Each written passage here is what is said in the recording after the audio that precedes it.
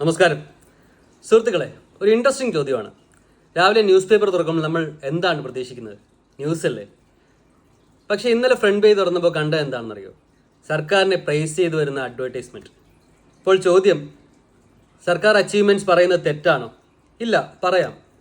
പക്ഷേ ജനങ്ങളുടെ ടാക്സ് മണി ഉപയോഗിച്ച് സ്വന്തം പബ്ലിസിറ്റി നടത്തുന്ന എത്തിക്കലാണോ? ഇവിടെ മറ്റൊരു വലിയ ചോദ്യമുണ്ട്, മീഡിയയുടെ എത്തിക്സ്. ന്യൂസ് പേപ്പറിൻ്റെ ജോലി എന്താണ്? ഗവൺമെൻറ്റിനെ പ്രൈസ് ചെയ്യലല്ല, ഗവൺമെൻറ്റിനെ ക്വസ്റ്റ്യൻ ചെയ്യുകയാണ്. പക്ഷേ ഫ്രണ്ട് പേജ് തന്നെ പബ്ലിസിറ്റി ബോർഡാക്കി കഴിഞ്ഞാൽ എന്ത് സംഭവിക്കും?